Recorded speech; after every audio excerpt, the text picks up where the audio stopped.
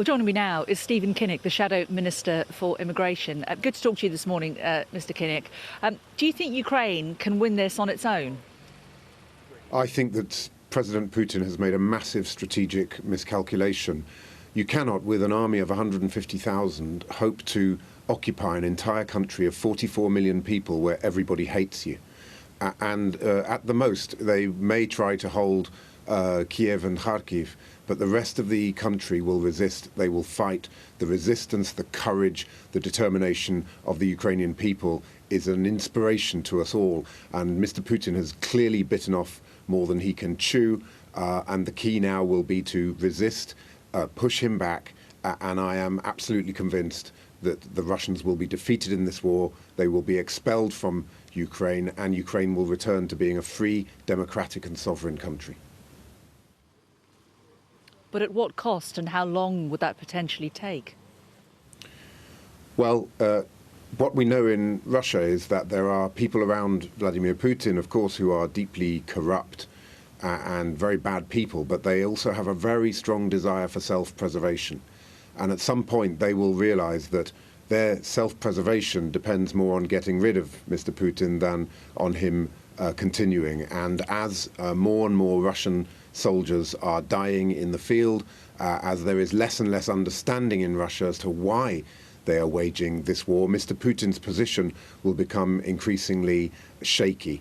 What we will also see is hugely increased isolation in terms of the Russian economy. That really is already beginning to bite. We're seeing massive inflation and weakening of the ruble and huge increase in interest rates. This is all starting to affect the oligarchs and the kleptocrats that prop Mr. Putin up. And that's the key, is to make the Russian elites realize, military and security and political elites realize that they are backing the wrong horse here, and that has to change. And that, I think, is going to be very important for the West to stand together very strongly in that. We've been too naive and too complacent in the West for too long. The Conservative governments in this country since 2010 have rolled out the red carpet for authoritarian regimes like China. They've allowed London to become awash with dirty Russian money, and we need to see all of that changing now. We need to see a reform of Companies House. We need to see a proper overseas entities bill so that we can see who actually owns these assets. We need to see the sanctions that are being carried out against Russian oligarchs working far more quickly.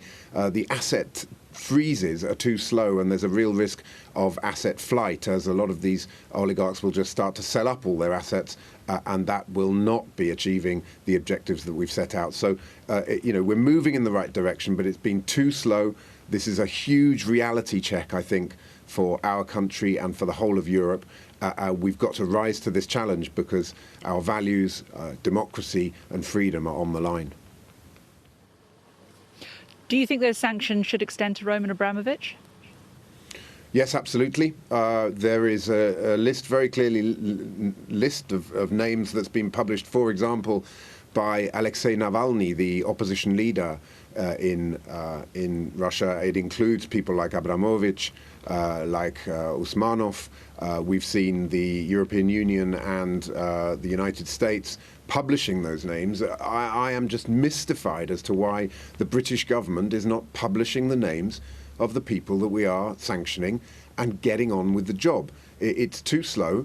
It just looks like foot dragging. There's arguments about the legal side of it, but the government's got to step up and show the leadership that we must show, just to reflect the tremendous courage and leadership that the Ukrainian people are showing. It is the very least that we can do for them, and we've got to move forward more quickly. Those asset freezes need to be put in place very, very quickly.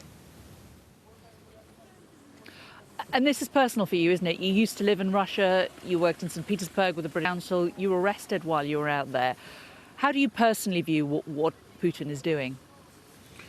Well, my memory from Russia is just the enormous gap that there is between the Russian people and their leadership. The Russian people want to live normal lives. They want to be a normal country that is connected to the rest of the world. They are a strong and resilient people, but they're so badly led. They are led by deeply corrupt thugs and gangsters who are letting Russia down and are only interested in holding on to power and lining their own pockets.